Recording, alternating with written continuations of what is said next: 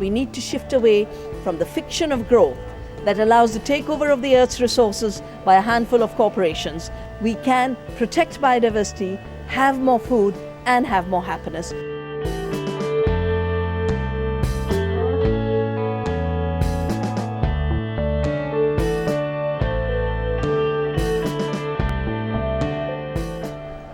Biodiversity is the real wealth of the poor, because in the absence of capital, it still provides their needs for food, for fiber, for fuel, for everything they need. I work and live in areas of India where there's no cash transaction at all, but there's no hunger because people's fields are fertile, the biodiversity is rich. We have defined wealth in terms of finance, and fictitious finance at that. The real wealth is biodiversity. And now that giant corporations can see there is real wealth in biodiversity, they are creating new instruments to steal the last resource of the poor. One of the phenomena underway in the world is patenting of life forms. And this is leading to biopiracy, piracy of indigenous knowledge and biodiversity. We have fought 3 cases on biopiracy: the neem, the basmati, the wheat. We have now documented 5,000 such cases for India alone. Africa, Latin America, wherever there is biodiversity wealth in the hands of the poor, it's being grabbed. Like the land is being grabbed, biodiversity is being grabbed through patents. This grab will leave the poor really poor. Without cash, you can still meet your needs. Without biodiversity, the poor are being pushed to hunger, which is why today in India, 1 million children are dying annually because of lack of food, because they have no biodiversity.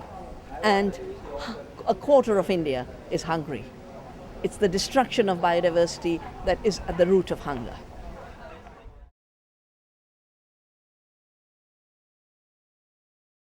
India very consciously built itself as a biodiversity civilization. Our national poet Tagore had said that what makes India distinctive is our culture comes from the forest, and our teacher is biodiversity. Today, biodiversity is under severe threat. Our farms were full of trees. Today, as the green revolution is spread, where the tractor gets primacy over the trees, hedgerows are cut down, trees are destroyed, and I see places where I have grown up, which used to have very high biodiversity density, today becoming monocultures of just rice, or just wheat, or just sugarcane. And this is in the cultivated areas. But even in the uncultivated areas, you are seeing a very, very large-scale desertification underway under the combination of the pressure of climate change, as well as the neglect of biodiversity, where concrete is given primacy, cars are given primacy, not biodiversity. And I think till we wake up to the fact that we have to live in biodiversity-based economies, we will not be able to maintain a livable planet for the human species.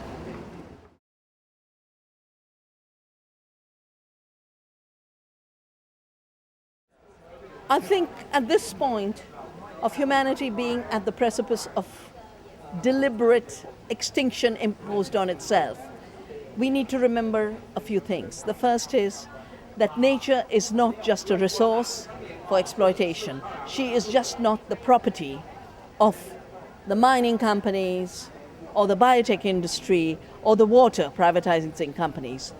Nature has her integrity, her sovereignty, and her rights. And this, in my view, is the revolution the world is waiting for. Thank goodness it is happening. Thank goodness, both at the level of civic movements as well as at the level of governments like Bolivia, the rights of Mother Earth are on the global political agenda.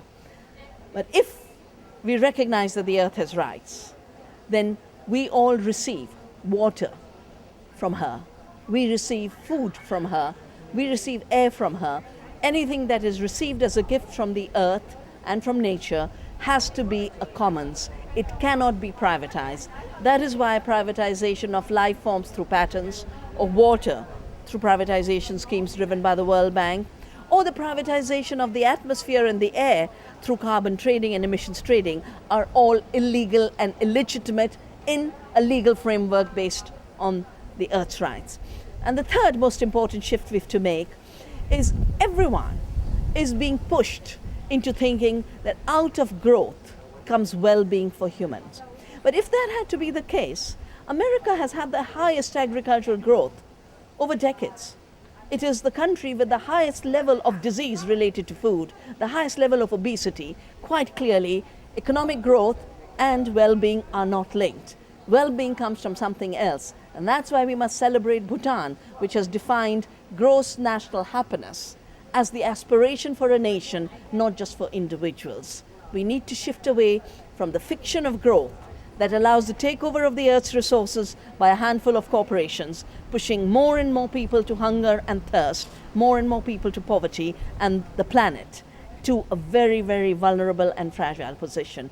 We can protect biodiversity, have more food, and have more happiness. Of course, the greedy corporations will have less profit, and I think the planet needs their profits to decrease.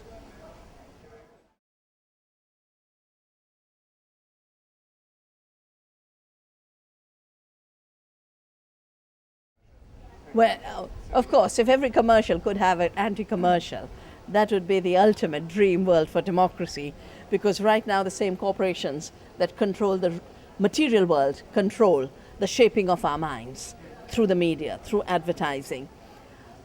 The damage being done to the world outside is being done to our minds. As children are taken out of nature and put in front of computers, there are now studies, for example in Germany, showing that the part of the brain that allows children to feel care, to feel compassion, to feel empathy, that part of the brain is dying.